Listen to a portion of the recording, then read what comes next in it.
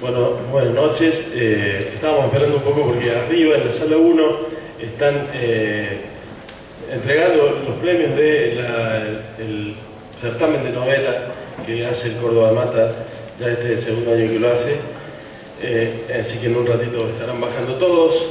Vamos a iniciar esta mesa que va a versar sobre el cómic noir y los 4 invitados a la mesa son súper conocidos, pero lo mismo estoy obligado, ¿no? Tienen todos un conocido, 44 peleas, 39 por nocaut, cosas así poderosas, pero por 10 todas, pero estoy obligado, ¿no?, a leerles brevemente una introducción de sus bios.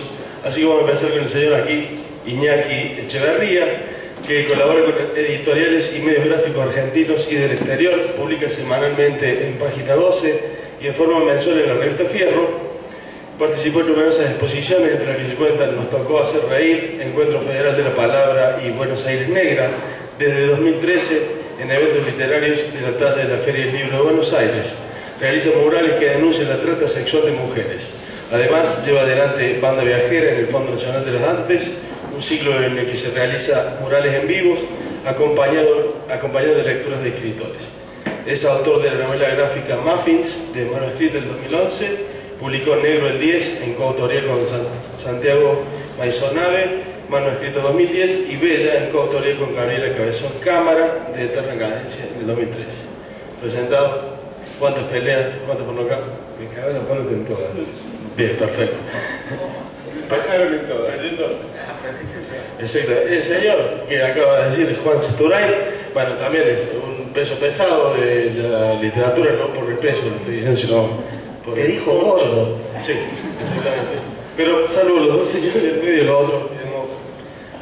ahora me digo vos a mí también. Yo estoy afuera porque... Quedó afuera porque somos bastante... Es un clásico. Y nosotros todavía somos modernos. Entonces... La clave yo creo que es que los que dibujan son flacos y los que escribimos no. Yo creo que ya no tenemos que leer más esto. Es decir, básicamente no, lo vamos a dejar, señores. Juan Todos saben Santurain. que Y Juan voy a Santurain- pedir un aplauso porque es la gloria nacional del cómic.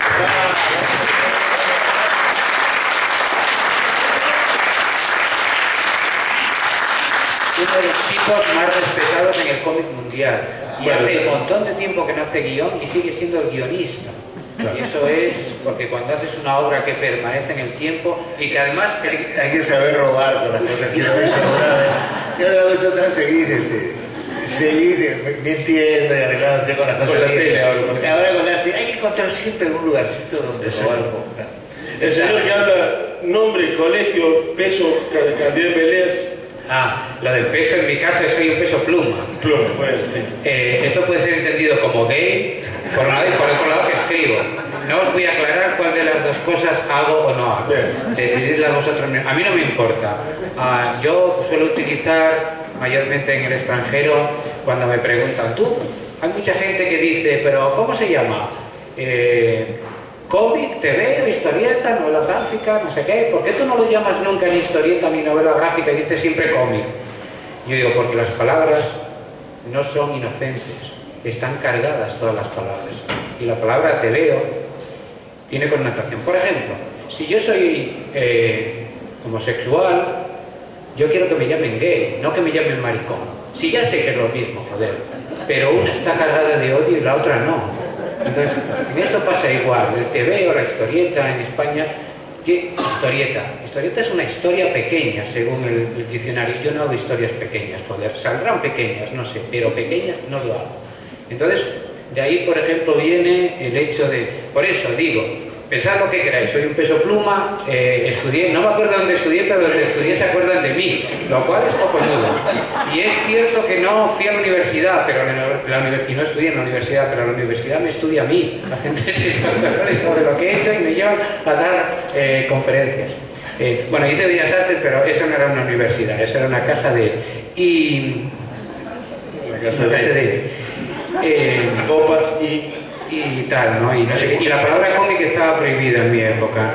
Un tipo que hacía cómic era un tipo que estaba condenado al fracaso, porque era el momento en que el arte contemporáneo empezaba a... Y claro, tú hacías, yo qué sé, dibujabas, el ejemplo era, tenías que hacer un trabajo, dibujabas algo, ¿no? Y al primer día me pregunta un profesor, ¿a ustedes qué artistas le gustan? Y yo, joder, para asegurar y no fuera a ser meter la pata, dije Velázquez. Con eso no fallas nunca. Me dice, no, me refiero a un artista, no a un artesano. Es Velázquez, joder, tenía que acertar. Pues no, la había cagado. Y la segunda, ya no me pasó más porque aprendí, estamos hablando de mediados de los años 70, cuando empecé, nos encargaron de hacer un dibujo. Traer una obra para mañana, y yo allí me puse, no sé a quién calqué, pero con esmero, una cosa guapa, bien, con un carboncillo, no sé qué, contento llegué, ponemos todo, el tipo lo mira, pasa así, pasa, y se pone a hablar súper bien de una chica, que era muy guapa, eso sí, pero traía, se ve que estaba enterada más que yo en la época, y traía una serie de latas de conserva montadas una encima de la otra, y como el tema era dibujar algo anatómico yo no entendía, pero el tío empezó a hablar de que aquello era lo realmente que había expresado y digo, ¿pero dónde diablos me he metido? Y yo le he dicho a mi padre que voy a aprender a dibujar, así que fue que no aprendí, claro. Ahora os puedo hacer unas obras de arte contemporáneo que lo flipáis, y ya he hablado demasiado. Ahora... Y no he dicho tu nombre. Sí, bueno, y es de verdad, me llamo Ángel de la Calle. Ya sé que es nombre o de puta o de superhéroe. Pero no sé qué estaba pensando mi padre cuando fue al registro, joder. Me dicen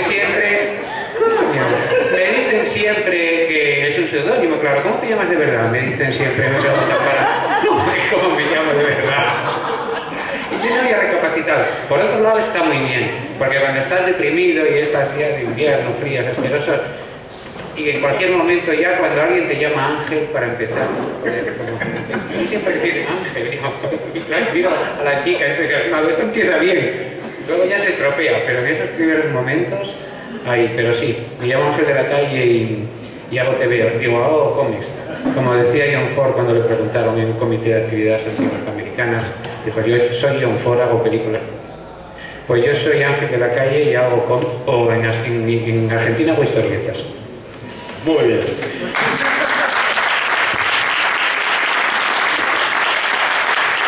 Y el último que queda por presentarse, ya no vamos a leer su bio, el señor Rodolfo Santuro, mexicano-uruguayo. Yo estoy acá para que haya más variedad de acentos. En algún momento tenemos el acento español, hay 2 acentos argentinos, y yo me pongo a hablar como Jaime Ross cuando quieran.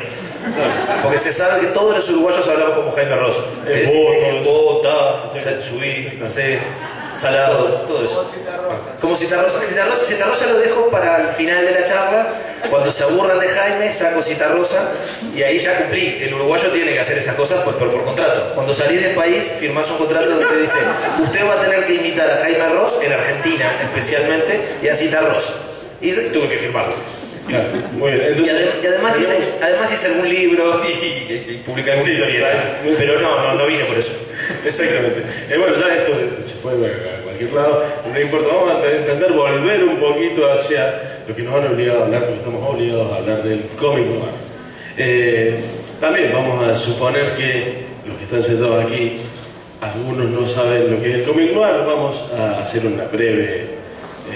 no, ni siquiera vamos a hacer eso. Pongamos lo más cercano que tenemos para que se entienda es, si quieren, el cómic de Frank Miller, Sin City, como una especie de lo más moderno sobre el cómic noir, que repite una estética, una cierta ética también de la narrativa de las historias.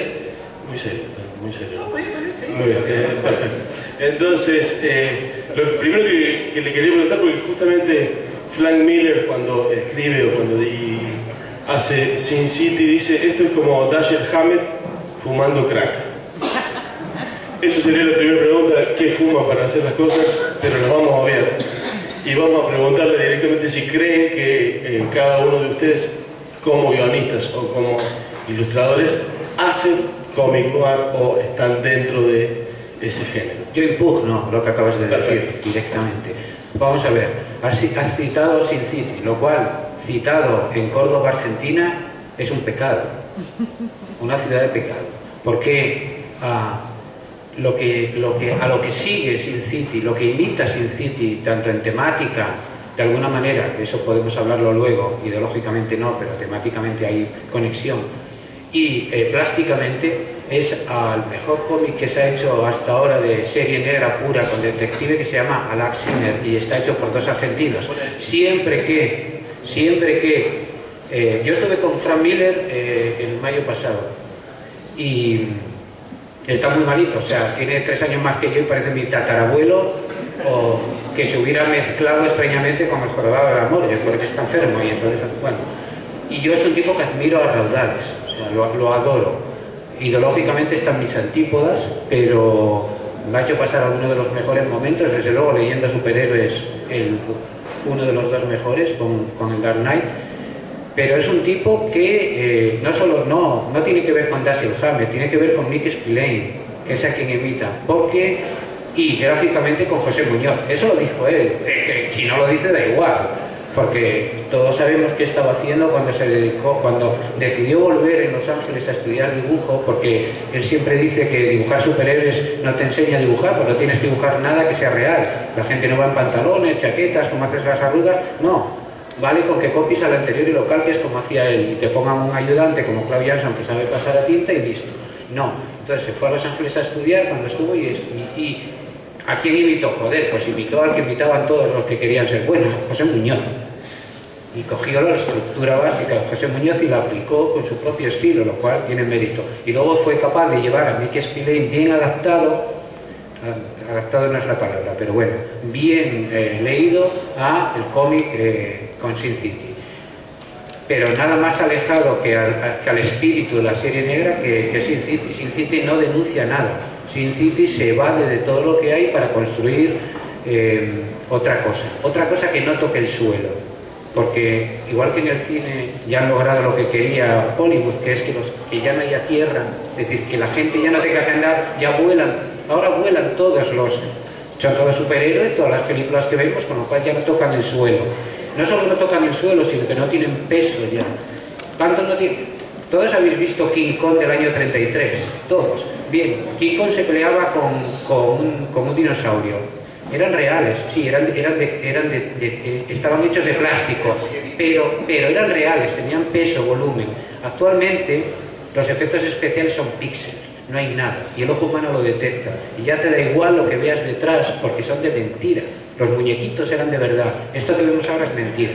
Y tanto es mentira que cuando haces la película hay empresas dedicadas a hacer efectos especiales y los productores van y dicen, ¿qué efecto especial nuevo tenéis? Pues ahora sabemos hacer un terremoto que no sé qué. Entonces en la película no sé cuál, compras ese efecto y lo utilizas. Así se hace la historia. Bien, dentro de esa dinámica es Sin City.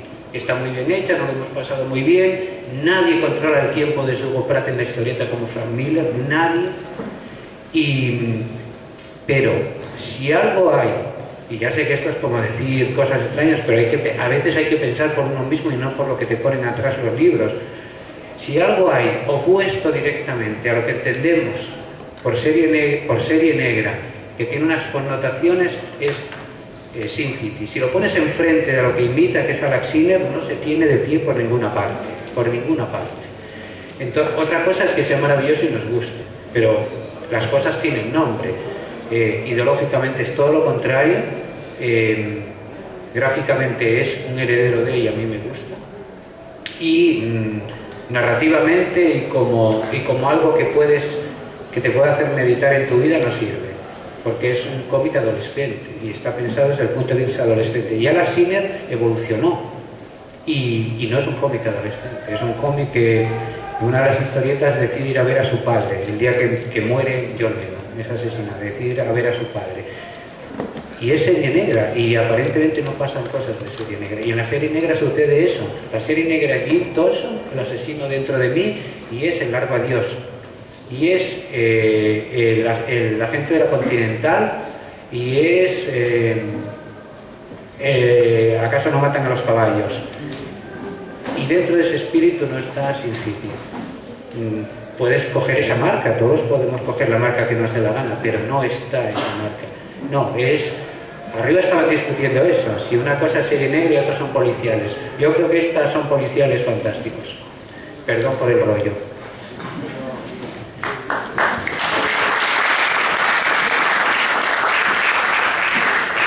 Claro, ya la oposición empieza por dos lugares. Bien dijiste, Angelito, que es Miquel Spillane y no Hammett, claro. ¿No? Es Miquel Spillane, ¿no?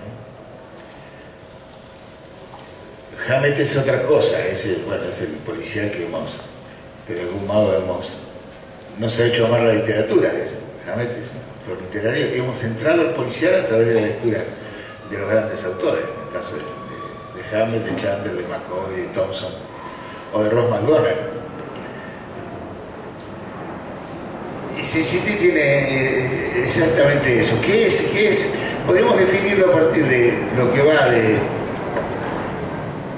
Spillane a Hammett, que se queda solamente con la caricatura de la dureza para derivarse del sadismo y una ideología de derecha, fascista, ¿cierto? A veces bien escrita, ¿eh?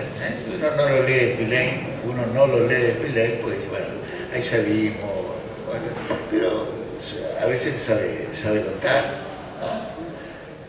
Y el otro salto, digamos, estableciendo una correlación, como bien estableció Angelito, lo que va de Hammett a Spillane es lo que va también de Muñoz de José Muñoz y Carlos Zampayo.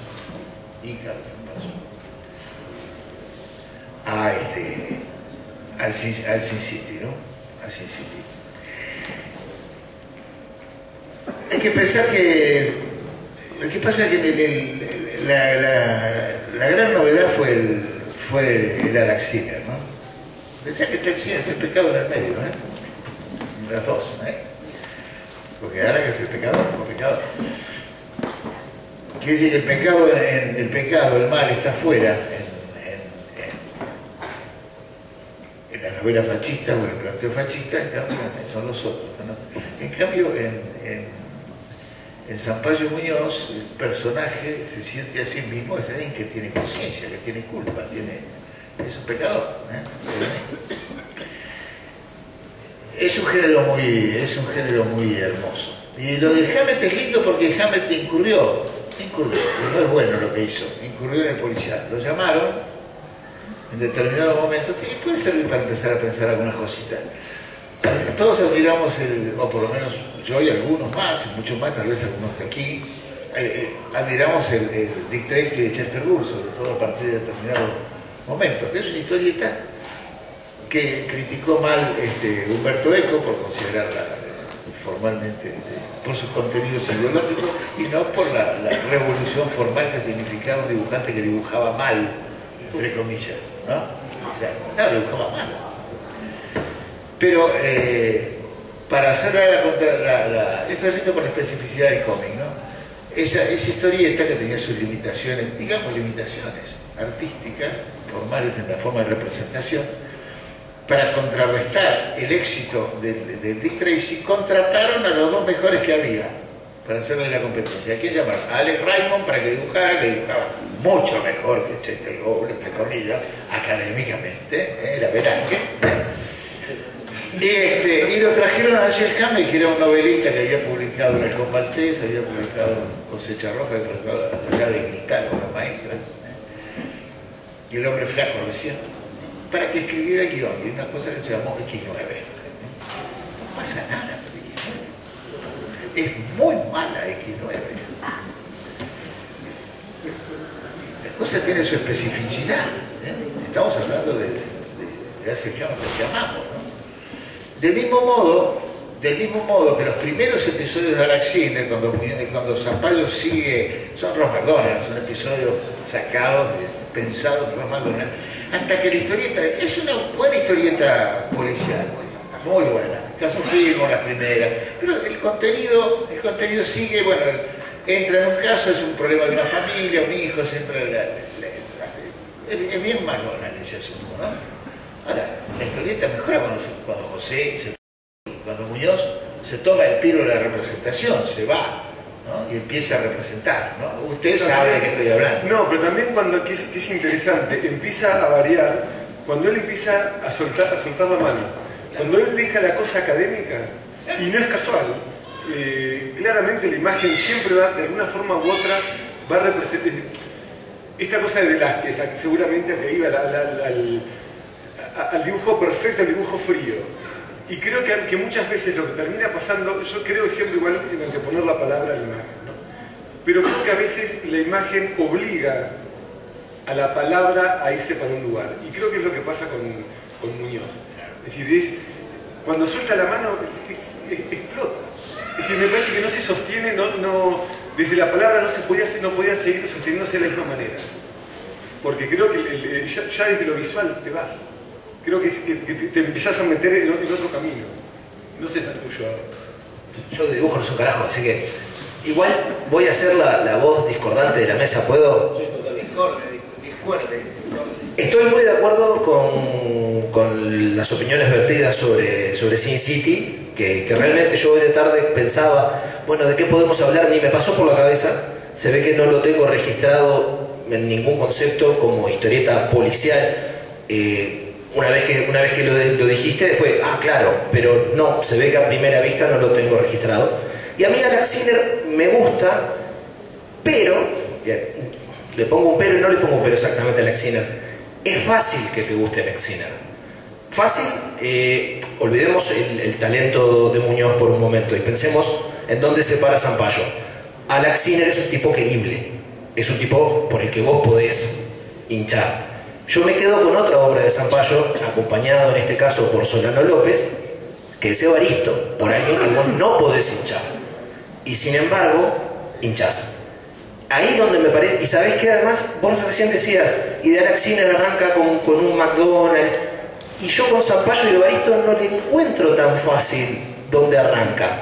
Porque arrancó entrevistando a Evaristo Ciganda, arrancó casi que de la crónica testimonial, y de ahí se fue yendo. Vos esto obviamente lo sabés mucho mejor que yo de primera mano, pero me resulta mucho más desafiante que me propongas una historia policial realista, porque eran casos en su mayoría que habían pasado, donde además en un momento histórico complicado, o sea, a mí me cuesta siempre hinchar por la policía, pero ojo, también es un prejuicio por, no sé, mis padres fueron exiliados políticos, lo tengo casi que en el ADN, y no está bien, porque sí debe haber policías que hagan su trabajo, y sin embargo yo leo a Evaristo y me cuesta a priori, y va siguiendo a Evaristo, y el tipo es un milico como el que más, porque hubiera sido fácil que fuera un policía distinto, ese policía que en realidad es tierno, que en realidad es el más... No, es un policía con toda, es un policía que no tiene ningún prurito en golpear a un detenido para sacar una confesión, es un policía que no tiene ningún prurito en hacer un abuso de poder sistemático para conseguir lo que quiere.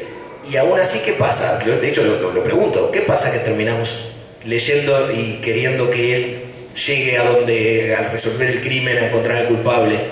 Capaz que me pasa solo a mí, ahora ustedes me dicen, estoy en total desacuerdo, mi Evaristo no me gusta. Es una obra maravillosa, Evaristo, y además es la confirmación de que Sampaio es un gran guionista, puede hacer eso también, pero eso lo puede hacer más gente. El tema para mí, de Alan Sinner, lo que lo convierte en una piedra en la que si hablas en el mundo de cómic, de serie negra, no puedes obviarlo, es el hecho de que en esa historia, y la historia es de los dos, seguro que si le preguntamos a cada uno de ellos, son como Kirby y Lee, cada uno hizo el 90% del trabajo, los dos hicieron el 90% uno, como Kirby y Lee, ¿no? Por eso es la obra lo que tenemos que analizar, porque además encima cuando los queremos muchísimo a los dos, pues perfecto, ¿no? Pero yo creo que la diferencia la marca el hecho de algo que una vez dijo Montalbán, y estaba Juan presente, y dijo que si algún mérito tenía trabajar, escribir, narrar en los géneros, era por la posibilidad de llevarlos a la frontera y si se podía romperlos y trabajar ahí dentro. Y ellos hicieron eso. ¿Cómo y por qué? Probablemente como decís vosotros, porque claro, y antes, para los que llegaron tarde, como se decía en El hombre enmascarado, siempre en el mundo hay dos puntos en la plástica y en todo, pero en la plástica, que es lo que hablamos, evidentes. Uno es la parte, el dibujo en este caso, la pintura académica, realista, y en el otro el expresionismo, siempre. Hay la una y la otra, luchando, ¿no? En el mundo, en esos años, en los años 80, empieza en el año 73, Alex Sinner, sí, se va, en 5 años va a haber los dos, como en su mundo en su época fueron Milton Caniff y Raymond Foster. En esos momentos eran, en el clasicismo, Moebius, y en el expresionismo José Muñoz. En estos momentos, como Moebius se murió, pobrecito, solo queda uno, y nadie ha retomado ese título.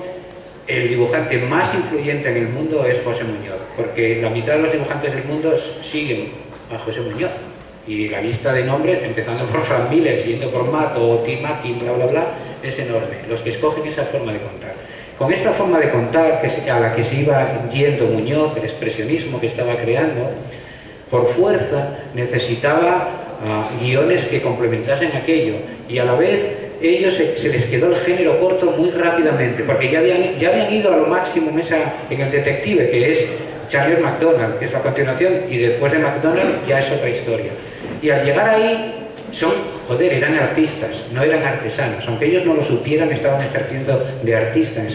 Y la diferencia entre un artista y un artesano es que el artesano, tú le encargas una silla a un artesano y le pides 100, y las 100 tienen que ser iguales, y eso es lo que hace un buen artesano. Pero coño, si a un pintor le dices que te haga 10 cuadros y te hace el mismo 10 veces, no es un artista, es un artesano. Sin que esto significa nada, es que una silla esté bien hecha y las vende todas, es un éxito del artesano. Pero un artista, y como decía Carlos Marx, con que haga una, aunque no la venda, si es arte, no importa, ni el precio. Y esa es la diferencia. Y ellos, que estaban trabajando en un producto industrial, trabajando para revistas italianas en un primer momento, estaban haciendo lo que se le pedía era el producto, pero ellos se saltaron, dieron el salto y se convirtieron en artistas. ¿De qué forma? Haciendo que el detective se convirtiese en taxista y en un hombre más. Y lo tuvieron que sacar porque de detective no podía ser, y tuvo que dejarlo, y eso hizo que se humanizase y que contase la ciudad. Y además con la magia. La magia es que no habían estado en Nueva York nunca y todo el mundo decía, vaya Nueva York, ¿cómo se nota que estos tíos estuvieron ahí inspirándose? No habían ido nunca. Y lo contaban como nadie. Y contaban, y sabes dónde fallaban, dónde no sabían, ahora cuando lo miras conectado, no sabían lo que era, y es sorprendente, que no supieran lo que era desintoxicar a un yonki. Ellos lo desintoxicaban en 24 horas, lo cual eran auténticos magos. Desde un yonki hasta la... O sea, pinchado por todas las partes, 24 horas en una habitación y como nuevo. Joder. Como el hombre el vaso de oro, la de Sinatra. Sí, de ahí lo sacaría, no me extrañaría. Claro. Pero el avance de esa historia, y eso es lo que lo hace grande, porque sigue resolviendo casos, pero los casos que te encuentras en la vida diaria, que son duros de resolver, ¿no? Y eso fue creciendo, con un hándicap, que es el de siempre en este negocio, que cuanto más crecían, menos público tenían. Porque estamos hablando de una obra cumbre del cómic, de la historia del cómic, de estos 150 años largos, y en los mejores momentos le editaron 15.000 ejemplares. Casterman, de cada libro. 15.000 ejemplares, si los vendes aquí, en España es el puto digo. En Francia, en la época de los 15.000, si no pasabas de 150.000 vendidos, los ibas a tener crudo. 150.000 vendidos. Y ellos vendían 15.000. Y Jacques Tardi dijo, estos tíos se quedan, ¿verdad, Casterman? Porque Casterman decía, 15.000. Tardi dijo, esto se queda, ¿verdad? Solo tenéis que ver la otra obra importante que el género detective de esos años, que se llama Grifú, hecha por otros dos gigantes, Tardi y Manchet. ¿A qué estilo sigue? Sigue sí, pero sigue el estilo de Tardi en esa historia, es evidentemente influenciado por el blanco y negro. Otra vez, perdón por el rollo. Empalmando con lo de Solano, lo que decía vos, y que tiene que ver con José Muñoz de nuevo, el día de Muñoz, lo van a ir a buscar a Google hoy, a la Wikipedia. Tiene que ver con lo que decía Angelito de la condición del artesano, del artista, el laburante y del artista. Muñoz fue un dibujante precoz, todos lo sabemos eso. Es decir, a los 16 años ya dibujaba, publicaba en la revista.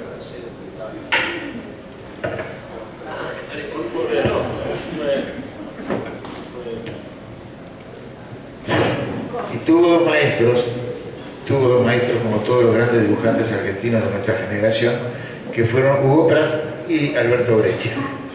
Tuvo una muy buena influencia de ambos y tuvo cosas de los dos. Tuvo de Breccia una influencia muy importante, que es el hecho de no quedarse con ninguna solución, es decir, de ir encontrando soluciones nuevas y de no tenerle asco al trabajo industrial. Hizo todo tipo de cosas, vivió de la historieta todo el mundo. Y una de las cosas que hizo Muñoz en los 60, cuando vivían en Inglaterra, ¿qué hacía? Cuando vivían acá, era ayudante de Solano. Era ayudante de Solano López, dibujó fondos del Eternauta, dibujaba fondos, tapaba fondos, y después hicieron muchísima basura para Europa, basura, 60 páginas por mes, así salían con fritas, Muñoz estaba destrozado como dibujante en el 68, 69, había perdido la cosa. Fíjate lo duras que son las primeras páginas del Ala. Además tiene que copiar el dibujo con la cara de Chuck Connors, que viene del precinto del detective que heredó a principios de los 60. Tiene que copiar eso, entonces empieza a copiar. No se acordaba, ya ni se acordaba. Entonces es una obra que se va, las reglas del juego, se dan los permisos recíprocos para crecer. Es lo que decía Angelito. El camino en el Evaristo es es totalmente distinto, hay una vocación de ortodoxia ahí, hay una pretensión de ser clásico. Solano, yo le pregunté a Solano sobre Evaristo. Evaristo está basado en el comisario Evaristo Meneses, un pesado de los años 50-60 que se convirtió en un policía indeseable porque descubrió ciertas cosas, se peleó con las autoridades y lo rajaron. Para lo que eran las reglas del juego, era un comisario con códigos. No tiraba primero, iba al frente, los chorros y los ladrones lo respetaban y había acuerdos mutuos entre ellos. Y escribió un libro, Meneses contra el AMPA, que es un libro memorable y que es el origen de la serie. Yo le pregunté a Solano una vez, pero qué linda que está Buenos Aires. Solano dibuja muy bien gente, siempre fue un muy buen dibujante de gente. La gente, los personajes de Solano López tienen carne. Las minas que dibuja Solano por ahí no son muy lindas, pero existen. Hay dibujantes que dibujan mujeres muy hermosas que no existen, están dibujadas. En cambio, las minas de Solano tienen carne, tienen hueso debajo de la carne. A veces le erra con algún codo que le queda medio torcido. O Evaristo mide, en algún caso mide 1,90 largo, ¿no? Y en otros casos mide 1,70. Pero bueno, eso no importa. Pero Buenos Aires, la gente es absolutamente increíble. Yo le dije, ¿cómo dibujaste Solano? ¿Con qué te documentaste? Ah, no, yo estaba en Brasil. Dibujó la Buenos Aires. Solano no tenía archivo. Puede haber una dosis de mistificación en eso, pero le creo, le creo. La Buenos Aires que dibuja Solano en los años 50, la dibujó de memoria. Y los pueblos lo dibuja de memoria, los paredones lo dibuja de memoria, el ferrocarril lo dibuja de memoria. En cambio las minas la dibuja por experiencia real. Hablando del tema ese de Solano y las mujeres, Solano López murió hace unos años, fue un hombre maravilloso, un tipo maravilloso, una persona hermosa. Y hablando precisamente de esto de los dibujos, el loco Barreiro decía que la diferencia, un guionista un personaje muy lindo, la diferencia que tenía Solano con otros dibujantes de mujeres es que Solano la ponía, nosotros no. Solano siempre tuvo mina, en cambio otro la dibujaba, solamente la dibujaba. Es buenísima esa. Os cuento una anécdota. Yo conocí a Solano la última vez que estuvo en Luca. Era mi primer Luca, su último Luca resultaría ser. Y publicamos en la misma editorial en Italia. Entonces el editor dijo, bueno, a los de la editorial voy a alquilar un gran apartamento para que todos tengáis habitación y baño y tal, y vamos todos juntos. Y a mí eso me gusta. Y yo soy jugador de equipo. Y qué bien, ¿no? Y como 2 días antes me llama y me dice, oye, mira, si no te importa, te vas a ir al hotel. Y yo, ¿pero por qué yo? Porque soy el español. Y no, justamente porque eres el español. Y es que verás, tenemos invitado a Solano López. Y Solano López tiene 80 años. Entonces, como él habla español como tú, si te vas al hotel en que lo tiene la organización con él, lo atiendes un poco por si hay alguna necesidad o alguna cosa. Y yo digo, le ponen de cuidador Solano, maravilloso, no se me podía tener idea mejor. Y allí me voy al hotel con él, un hotel estupendo, y veo a Solano. Y digo, pero este hombre no tiene 80 años, tendrá como mucho 50 y algo. Y bueno, ya era el señor, súper bien vestido. Y había, las recepcionistas eran 2 chicas, 2 top models, que habían puesto allí las italianas, increíbles. Y yo las miraba y tenían un gran libro para que los dibujantes que los llevan allá todos famosos hagan dibujos y lo que eran el libro de dibujos del hotel. Y entonces, al tercer día, bueno, genial con Solano y tal, y al tercer día yo bajo y tal, estoy esperando, siempre llegaba tarde, tardaban en acicalarse mucho, y estaba esperando bajar, y claro, estaban las 2 chicas ahí, entonces yo me acuerdo en la barra con las chicas y tal, para decir algo, y con mi casi italiano le digo, ¿qué? ¿No ha bajado el nono todavía? Y me dice, ¿cómo que el nono? El señor Solano. Y yo pensé, ya las ha seducido. Que si las había seducido. El libro ese tienes que hacer el dibujo allí. No te dejes llevar. Pero el señor Solano se lo llevó a la habitación para hacerlo bien. Las había seducido. Y yo ya le pregunté, Solano, ¿cómo es que, joder, tío, que hiciste un pacto con el diablo? ¿Tienes en casa un cuadro que eres tú y va envejeciendo Lino tú? ¿Cómo lo haces? Y él sonreía. Te lo voy a decir, Ángel. El secreto está para conservar series en que yo tengo una novia de 30 años. Su novia tenía 30 años y era 80. Y ese era Solano, era increíble, era impresionante. Y Evaristo es una grandísima obra que necesitaría una edición con todo completo, porque no sé si en el libro este de Colibri, creo que le debe faltar algún episodio, ¿no? Porque si yo me juego más. Acá es donde me juega en contra la memoria. Yo tengo el recuerdo de haber leído un episodio de Evaristo que no está en el libro de Colibri. Sí, yo también. Y hasta que no acabas de decir esto, hubiera jurado que era un invento mío. Yo creo que me imaginé. Me imaginé un episodio de Evaristo, pero no. Es que salió en el Comienzo Internacional. Pero pasa que yo solo Evaristo lo había leído solo en La Fierro. Así que si no lo sabés vos, no sé, que hubiera un capítulo que luego no esté en Colibri. No, en la edición de Colibri estamos hablando de cosas que a quién le interesa, ¿no? Prometemos recomendar cómics noir antes que esto termine. No, las historietas que estamos hablando son muy buenas, y tienen que ver con el tema, no crean, Y las podéis comprar, es muy importante. La de cuando Evaristo salió entero, no entero, pero con pretensión de ser entero todo junto en Colibri, una edición de Colibri, en esa.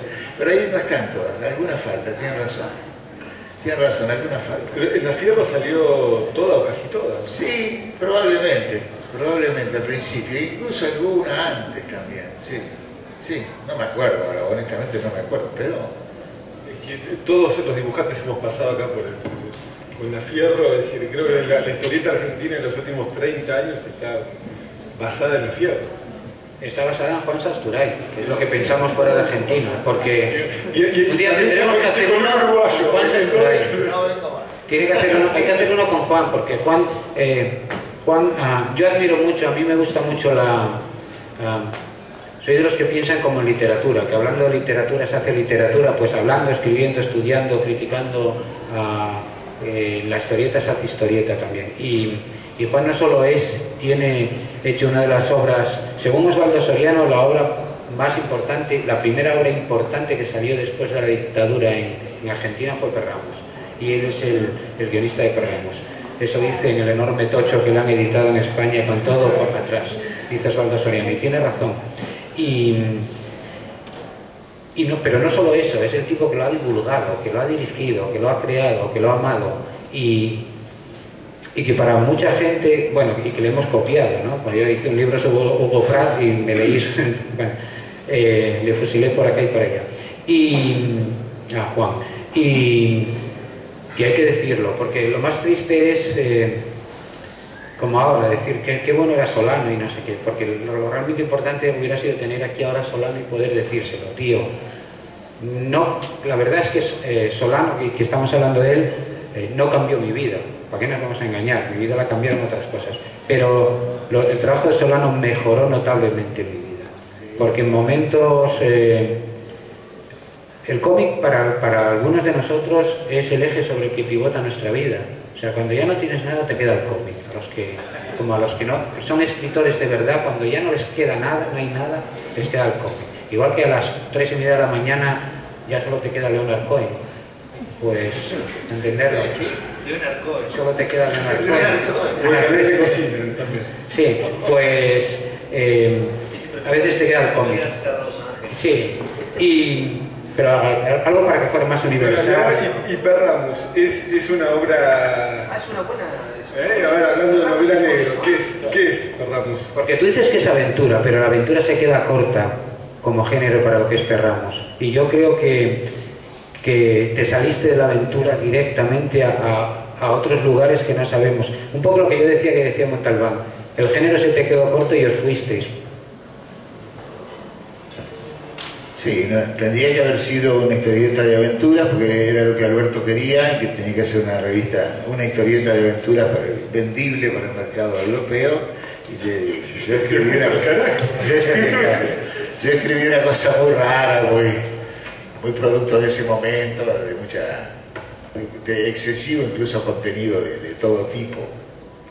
Y como a Alberto le gustó, la siguió y le puso le dio la impronta, obviamente, ¿no? Entonces se convirtió en otra cosa, absolutamente en otra cosa, y Alberto permitió que eso sucediese. Y y seguimos para adelante y trabajamos. Como yo no tenía experiencia ni oficio de guionista, que nunca llegué a desarrollarlo, aprendí un poco ya a la altura de la tercera, está más o menos bien, pero al principio es un desastre. Las dos primeras son... No, cualquiera que analiza eso, en términos técnicos, empiezo cosas que después no sé cómo seguir, las abandono, me pasa mucho eso. Recién la tercera y la cuarta, que tal vez no son, que por ahí, sobre todo la última, es más livianita, tiene una estructura en términos narrativos está mejor armada, ¿no? Pero fue a través de ensayo y error, y además muy marcado por la coyuntura, absolutamente marcado por la coyuntura. Pero ahí no tiene que ver lo que hoy yo decía que a veces la palabra se mezcla también desde la imagen, es decir, en ese momento Breccia estaba para mí es uno de los momentos más altos de él, un dibujo que es una locura, que ahí está como muy bien, porque el texto también es una locura ahí. Sí, me parece que van como de la mano. Es un momento donde, no sé, están los dos ahí, como, no sé qué fumaron los dos. Un ejemplo lindo es el de qué pasó con el personaje de Borges. Yo lo metía a Borges, tenía ganas de meterlo a Borges y cerrar cómo lo dibujaba. Y hacerlo hablar a Borges y todo. Y también le hicimos hablar a García Márquez. Con García Márquez una anécdota muy linda. Fíjate, el García Márquez que aparece en Diente por Diente, al final aparece 2 o 3 veces, y es alto, porque Alberto nunca lo había visto a García Márquez, yo tenía el retrato, y luego cuando lo dibujaba de frente, bueno, estaba bien, pero cuando lo dibujó parado, es alto García Márquez. Bueno, Borges, por ejemplo, Alberto lo fue convirtiendo, al principio se basaba en fotos, vos reconocés la fotografía de las cuales están sacados, ¿no? Retratos de Borges lo usó. Y paulatinamente, obviamente, como pasa con todos los personajes, se fue soltando y se convirtió en un personaje que es Borges, pero no lo reconoces en ninguna foto. Es mucho más blandito, más jovial, es muy hermoso. Al final es un personaje precioso. Y al principio también, yo lo hacía hablar con citas de reportaje prácticamente.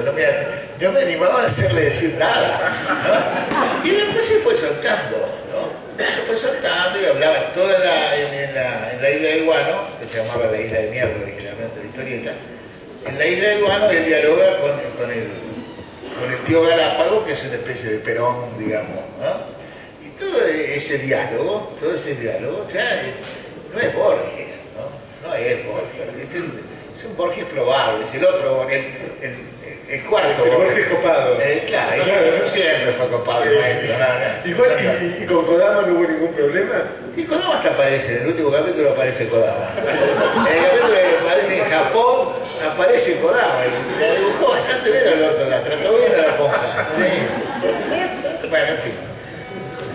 Bueno, Podemos entonces, hacer chistes porque ese martes es humorista. ¿tenemos tiempo? Porque acá Hablemos de lo que teníamos. yo no vine al vicio, digo, básicamente, pero no Señor moderador, no podrá. No, por favor, por favor, sigan. Bueno, como decía yo hace un rato, hoy de tarde me puse a pensar qué obras se me ocurrieron. A mí se me ocurrieron muy pocas, lo cual habla cada vez peor de mi memoria. Y se me ocurrió otro ejemplo que en realidad no hemos hablado mucho, quizás, del cómic noir, que salió muy bien como obra de arte, si se quiere. Se mencionó, sí, Dick Tracy, que era de consumo masivo, y bueno, y el pálido intento de desafiarlo, que fue Agente X9, pero por estos lados tuvimos una historieta policial que a mí me encanta, de consumo masivo y de producción masiva, que es Sabarese. Para mí, Sabarese es un tremendo ejemplo. A él no le gusta, yo lo sé. Apretaste un botón listísimo. Yo sé que a él no le gusta. Y a decir verdad, uno se puede decir que Robin Hood lo ves de hoy en día, y sí, tiene fórmulas, y le reconoces las maneras, y todo lo que vos quieras. Pero lo que yo me entusiasmé leyendo historietas de Robin Hood no me lo saca nadie. De hecho, probablemente no me marcó nada en lo que yo escribo.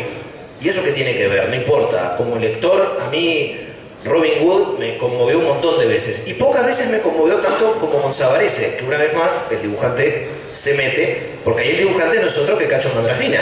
O sea, pavada de dibujante. Y sí, no es Alex Singer, no es Evaristo.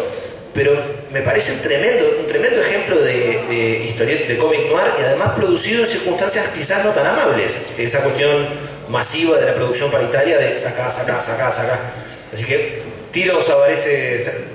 Mi carta ahora es Sabarese sobre la mesa. Y para meter un poquito lo que decían antes de esto de a dónde se divide la tensión, las tensiones formales y de fondo, digamos, de que estaban marcándose cuando yo tiré Miller, porque el que no conozca más, agarrarse, digamos. Claro. Entonces, eso, digamos, lo que tira acá Rodolfo y esas otras tensiones que van a romper el género, pero a la vez se pueden identificar como el género. Es cierto que es difícil pensar cuál se podría decir, esto es un cómic noir, ¿no? Es decir, pero está por ahí la charla, ¿no? Lo comentábamos antes, las adaptaciones de Tardi, de Leo Maletti, de Manchetti y de Danax son puro género.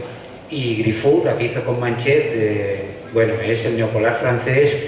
Sucede que los dos acabaron muy mal, por eso la historia está genial, porque es de un tipo 68ista que se hace detective, tiene todos los toques del neopolar francés de esos años y se va a ver metido en un asunto de urbanismo, de corrupción urbanística en París, y lo mejor es la última viñeta. Os lo estoy destripando, pero como aquí no está a la venta no hay problema.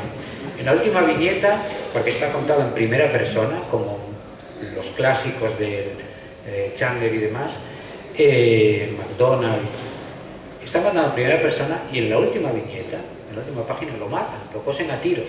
Luego, ¿desde dónde te lo está contando? Y eso es un toque genial. Bueno, acabar Manchet, el padre del neopolar, y Tardi, que en estos momentos es el dibujante más importante, con comillas, del cómic francés, o sea, del tercer país productor de cómics en el mundo, acabaron muy mal. Porque sucede algo que yo le dije, no se lo dije yo, pero estaba contándole a Frank Miller, le dijo a alguien, oye, teniendo en cuenta que Alan Moore, el gran guionista británico, y tú sois muy amigos, ¿cómo es que nunca habéis trabajado juntos? Y Miller dijo, porque ya nos hubiéramos asesinado uno al otro. Y bueno, es broma, dice, pero probablemente uno diría demasiadas imágenes y el otro diría demasiadas palabras. Yo creo que esto lo resume perfectamente lo que es la dinámica guionista-dibujante. Y en el caso de Manchet y Tardi eran dos gallitos del corral. Luego no podía sino acabar casi como acabó. Con lo cual Tardi tomó una decisión, que es adaptar, la adaptación.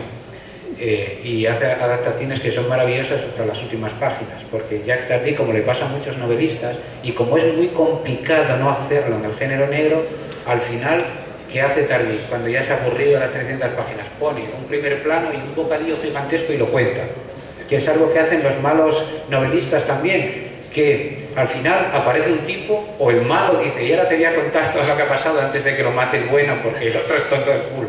Y dices tú, el sabio no puede explicar mientras llega la policía porque ha destruido el mundo. Tardi, que es un grandísimo narrador, por otro lado, siempre cae en esos errores. Se le vienen las páginas como se distrae. Y en la novela negra ese es un problema que tiene, que yo creo que tienen que resolver los escritores, que a veces se resuelve más bien y a veces mal. Tardi, por ejemplo, es una alternativa. La adaptación, que a mí no me gustan las adaptaciones, pero he de reconocer que Tardi tiene algunos momentos interesantes. Pero es dentro del clasicismo francés que es Tardi. A mí me interesa bastante en eso la vanguardia.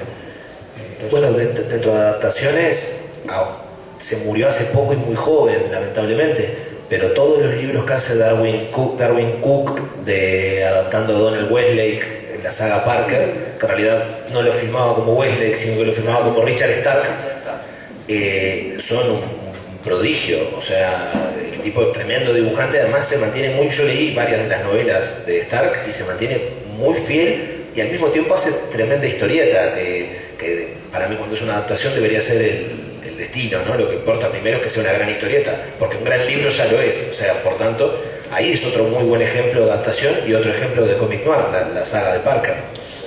¿Cómo se llama eso? Darwin Cook.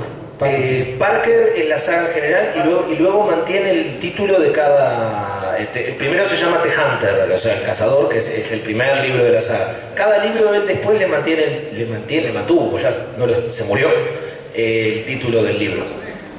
Yo no hablo mucho de él porque invitamos a Darwin Cook a Avilés hace unos años y es de los típicos autores que nunca devolvió el billete, nunca fue y nunca nos volvió a hablar, con lo cual nos tragamos un billete de Estados Unidos. Aparte, lo invitamos, le mandamos el billete, ¿vale? Y cuando vamos a esperar al aeropuerto, nunca más volvimos a saber nada de él. No llamó, o sea, perdimos el billete, lógicamente, que es muy caro a Estados Unidos desde España, no, jamás. Entonces a partir de ahí le pusimos una cruz y hombre, no voy a decir que cuando se murió el otro día festejamos nada, pero no es de estas cosas y dices, joder, se murió Darwin Cook, y dije, hostia, ¿te enteraste que se murió Darwin Cook? La gente de Gijón es muy vengativa, tiene mucha memoria. Pero tuvimos el privilegio de conocer a Westlake en los primeros, uno de los primeros Gijones, el primero o el segundo, el primero, lo conocimos al Cara de Águila, lindo personaje, hermoso personaje, ¿no? Y qué gran escritor, ¿no? La segunda generación. La segunda generación de los Lo del policías. policía, que es importante. Estuvo Lawrence Block también. Lawrence Block, sí, está, Joe Gores y otra gente. Por ejemplo, para mí la mejor adaptación que existe de novela al cómic es La ciudad de cristal, de Paul Auster y David Mazzucchelli. De hecho, comentándolo con un editor de DC, lo ponía como ejemplo de una colección que iban a hacer y que hicieron, ¿no? ¿Qué pasa? Y dijeron, pero si te lees esto... Estamos hablando de algo que podemos compartir todo. Auster es alguien, o Auster, yo digo Auster porque suena más alemán. Auster. Es dibujable. A mí me parece que es muy dibujable. Hay mucho de ¿qué te parece, Iñaki? Sí. Hay mucho de cámara, hay mucho de... Hay una lógica cinematográfica. Y en las primeras, en las tres novelas de Nueva York, hay mucho objetivismo, hay muchas cámaras, hay mucho recorrido, ¿no? Hay mucha presencia de los objetos, ¿no? Sí, es verdad, es un poco igual la lógica de un poco la literatura norteamericana. Bueno. La literatura norteamericana de campestre, ¿no? Un poco lo que saca Selva. Por ejemplo, lo que saca Selva al mar. ¿Cómo hacer para adaptar ciertas cosas? Hay ciertos textos. Una adaptación no tiene que ser, los valores no tienen que ser la mayor o menor fidelidad. Un adaptador no tiene que ser fiel. La obra es un pretexto. Y a partir de ese pretexto tiene que crear otra obra, que será buena o mala. Puede ser infiel y buena. Puede ser fiel y pésima. Eso lo vemos en el cine y lo vemos todo el tiempo. Entonces, yo recuerdo lo del viejo Brecha con Lovecraft, por ejemplo. ¿Qué hizo? Son buenas adaptaciones. No sé, el texto, la adaptación puramente dicha, no, porque hay mucha transcripción del texto, casi no tiene globo. Pero ¿qué es lo que sí Alberto consiguió en algunos casos? Representar la sensación, es decir, lo que hizo con el Eternauta en su versión, es decir, en lugar de la cosa expresionista, ¿no? En lugar de dibujar objetivamente, dibujaba las sensaciones. Y bueno, y Lovecraft, el terror de Lovecraft, qué mal lo digo, Lovecraft, es la sensación, es lo desconocido. ¿Cómo dibujar lo desconocido? Entonces, claro, el horror a lo desconocido, porque la descripción, lo que provoca el horror es precisamente una presencia oscura indefinible. Alberto trató y consiguió en los mejores momentos dibujar lo indefinible, ¿no? Pero es muy complicado. Y en el caso de la gallina degollada, que es una adaptación extraordinaria, o del Corazón del Ator, en el fondo son extraordinarias las dos. Pero el texto no está en ninguno de las dos. No está el texto de Quiroga y no está el texto de Poe. Está la sensación, imitó la sensación, con otros medios buscó el efecto Quiroga. Lo que pasa es que y con otros medios buscó el efecto Poe. Si vos no leíste el cuento, entendés más o menos. El cuento es otra cosa. Lo que pasa es que a veces un poco lo que tiene la adaptación es eso, ¿no? Es decir, la manera de encarar, más cuando son obras como muy sólidas. Es horrible ponerse de ejemplo, no es lo que quiero hacer, pero digo, lo que pasa con Bella, que es una novela que yo adapté de Gabriela Cabezón Cámara. La literalidad no entra, no podés entrar. Me da esa sensación como dibujante, no sé, Ángel. Lo que pasa es que los géneros son interesantes. Hay una parte en el género negro que es buenísima, que es la técnica que tiene, ¿no? La técnica. del género negro, que es muy importante, porque se vuelve instrumental maravilloso. ¿Por qué creéis vosotros que una novela que no tiene nada que ver ni con lo policíaco, ni con lo de intriga, ni con nada, como por ejemplo la novela de Bolaño, Los detectives salvajes, donde hay detectives en ningún lado, pero él sabía que si lo ponía en el título la gente lo compraba, y si no, no. Entonces lo pone con 2 huevos. Esto no trata de lo compráis, os jodéis y tragáis aquí historia mexicana. Entonces es instrumental. Y yo hago una biografía de Tina Modotti, un personaje maravilloso, una mujer increíble, en la que cuando me pongo a contarlo, digo, o cuento yo, o me cuento a mí mismo buscando esta historia, no hay forma. Y esto al lector, ¿cómo se lo hago llegar? Joder, para eso está lo bueno que es el género negro instrumentalmente. ¿Qué hago? Pues empezar en una noche en que hay un asesinato y ella está allí, la primera parte, y luego dar hacia atrás, o sea, volver hacia atrás. Y la segunda parte, empezar la noche en que ella murió en extrañas circunstancias en un taxi. Con lo cual, y vuelta hacia atrás, es decir, el final al principio y luego contarte cómo llegamos allí. Eso es pura serie negra. ¿Qué es lo mejor que tiene la técnica y la instrumentalidad del género? Que puedes alterar el tiempo. Y el alterar el tiempo es la base.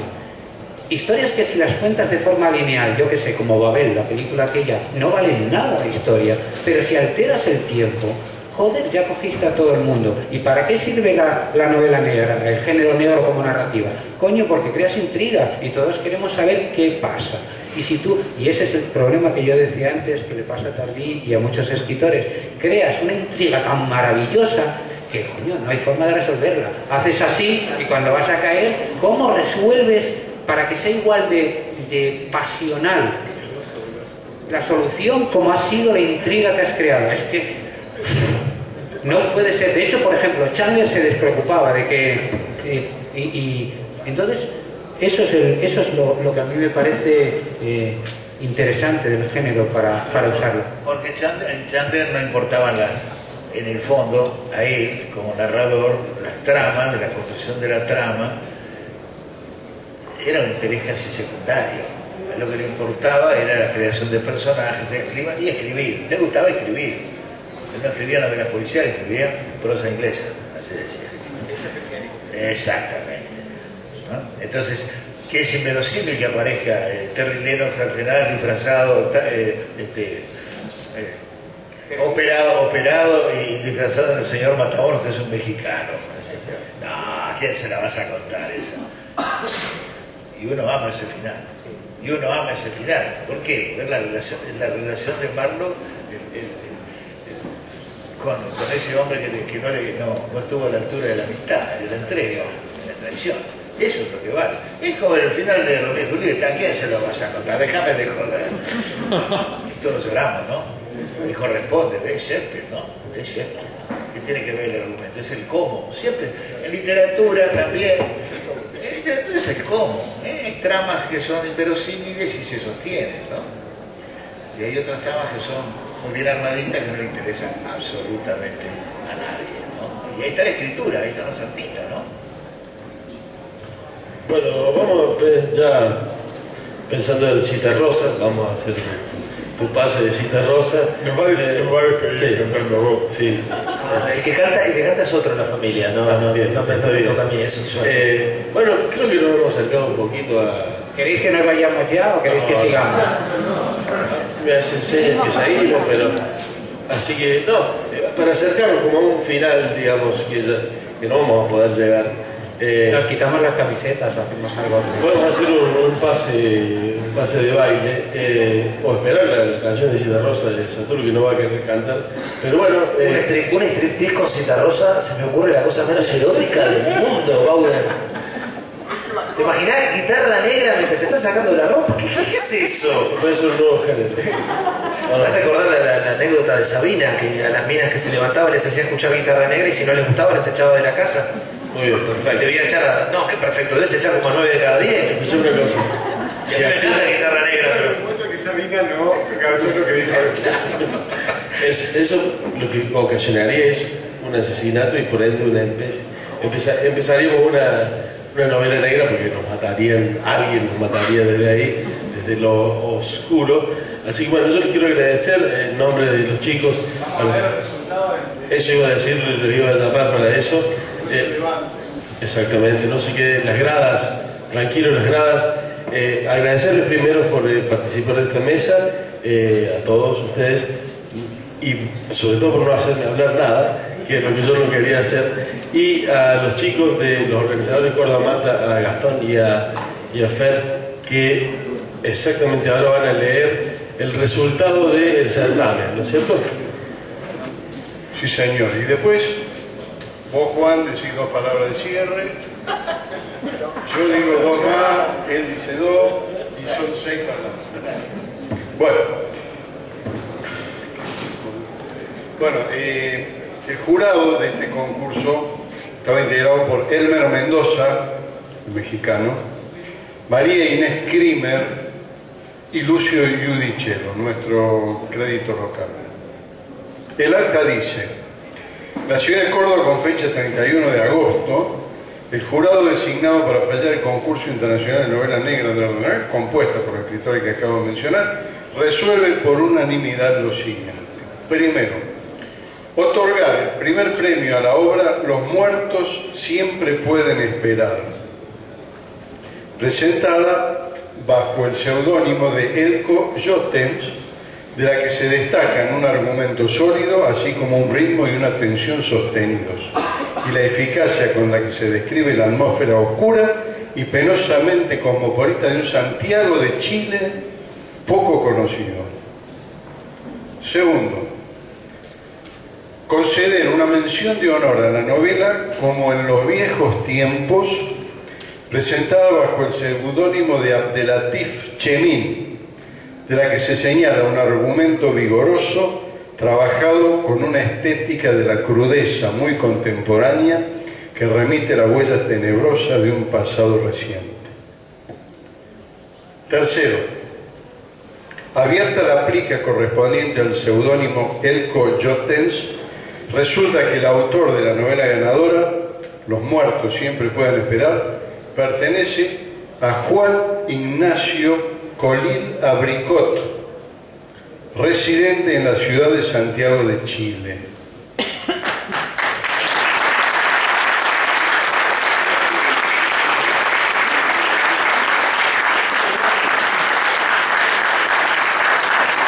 Y para sorpresa nuestra, nos enteramos que es amigo de Ramón Díaz Esperovich, que no sabía que había mandado una novela. El cuarto punto, abierta la plica correspondiente al seudónimo Abdelatif Chemin, resulta que el autor de la novela Como en los viejos tiempos pertenece a Leandro Calle.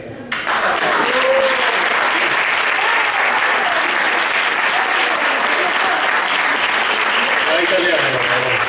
Leandro, ahora se escondió. Yo le dije que no se fuera. Vení, vení. Dale, Leandro. Claro, así lo van viendo.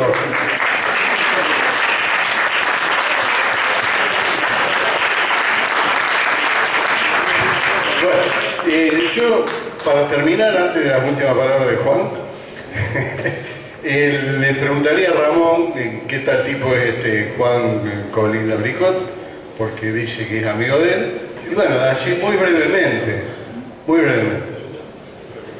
Mira, me dicen que está Camilo Broski, que es un editor chileno y escritor también, y él el editor de Juan Ignacio Colil.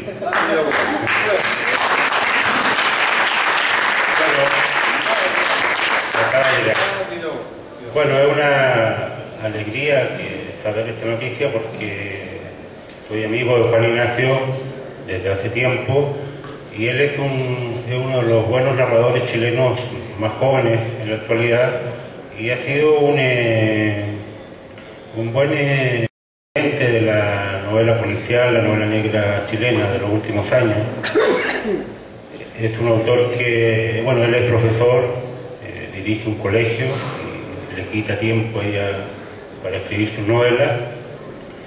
Es un escritor bien premiado, ganó hace años el premio municipal de Santiago a la mejor novela del año con una novela que se llama Lu. Y bueno, tiene otros títulos como Tsunami, que es una muy buena novela editada precisamente por Camilo Broski, y también un libro de cuentos que se llama mal no recuerdo, Al compás de la rueda. Y bueno, hace unos meses se ganó también un premio similar al de ahora, pero en España. Así que nada más, decir que el premio cayó en muy buenas manos. Así que es un aporte para Córdoba Mata. Bueno, esto demuestra también que el interés por este concurso, que no tiene un premio en dinero, está creciendo, que se está hablando del concurso, y eso para nosotros es una buena noticia. Bueno, Leandro es poeta. Creo que es la primera novela escrita por un poeta. Y bueno, ustedes han escuchado el acta, dicen que es muy buena, así que creo, no lo puedo asegurar, pero creo que también se va a editar. Así que un aplauso para él.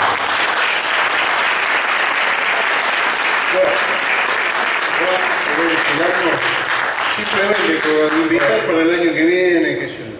¿Qué más tengo que decir? No voy a parar, porque para decir discurso hay que pararse. Bueno, como se dice ahora, bueno, nada. ¿Viste que ahora se dice así? Bueno, nada. Nada. Y bueno, que lo hemos pasado muy bien, que es un mérito de la organización de aquí, que no es fácil hacer lo que hacen todos los años, y esto suena un poco trivial, es verdadero. Es difícil hacerlo convencional que suena verdadero, pero es cierto. Lo que estamos diciendo es cierto. Estamos agradecidos que nos traigan, que vengamos, que nos encontremos con amigos y que hagamos cosas que valen la pena hacer. Nosotros la pasamos bien, y supongo que si nosotros la pasamos bien y hablamos de cosas que nos interesan y hacemos circular libros que pueden ser compartidos y que valen la pena de ser leídos, alguna función buena cumple esto. No siempre necesariamente las actividades culturales tienen un valor en sí. A veces, qué sé yo, cumplen una formalidad o un cumplimiento de una... llenan una grilla, esta actividad se realizó. Esto parece que es un hecho que se produce, pasa algo. Es decir, hay alguien que habla, alguien que lo escucha, alguien que escribe y alguien que lee. Y está muy bien que así sea. Sobre todo que, pese a la persistencia de las dificultades, ha sido más fuerte la obstinación de los realizadores y los organizadores. Hacer un concurso es un quilombo, es complicado. Juntar tanta gente y que venga, algunos se caen, no pueden venir, y que todo el mundo siga laburando, está muy bien. Que hayan conseguido un espacio dentro de la feria para Córdoba Mata, está bárbaro. Y que esto se desarrolle a lo largo de prácticamente 10 días en Río Cuarto, en San Francisco, y ahora sigan tras la sierra, y algunos nos perdamos toda esa actividad, pero que esa se realiza, es muy importante. Atraviesa toda la provincia de Córdoba este evento. Usé la palabra evento y no tengo perdón, es una palabra horrible, pero bueno, esa es la improvisación. Bueno, le agradezco yo personalmente en nombre de todos los compañeros que hemos venido acá, a Fernando, y a través de Fernando a todos los que han trabajado en la organización, que muchas veces uno ni sabe el nombre, pero que son los que laburan. Uno viene acá a pasarla bien y a tratar de estar a la altura de la invitación. Así que muchas gracias a todos ustedes y muchas gracias.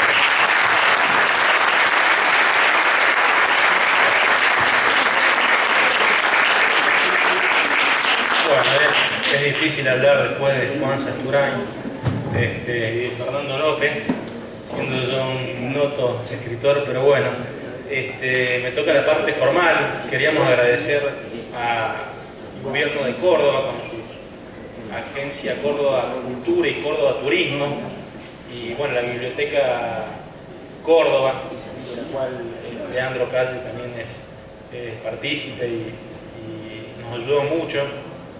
A la Feria del Libro, por supuesto, y a la Municipalidad de Córdoba, que nos viene apoyando ya por tercera vez consecutiva. A la UNC, con la Secretaría de Extensión Universitaria, La Voz del Interior, las editoriales Babel Editorial, Alfaguara, Penguin House, Grupo Editorial, Raíz de Dos, Auténtico Cafetería y Aurum Diseño Gráfico. El Centro Cultural Córdoba, España, ahí está el director, le agradecemos muchísimo. Y bueno, creo que están todos, ¿no es cierto? No olvido a nadie. Y bueno, simplemente agregar de mi parte que yo soy un gran entusiasta.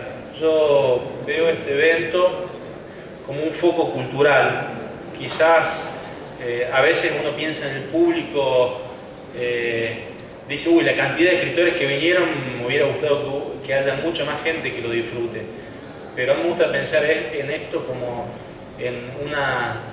cuando uno tiene una piedra en el agua, ¿no? Las ondas expansivas de este evento uno no sabe hasta dónde van a llegar, ¿cierto? En el tiempo y en el espacio, por supuesto. Bueno, muchas gracias a todos. Bueno,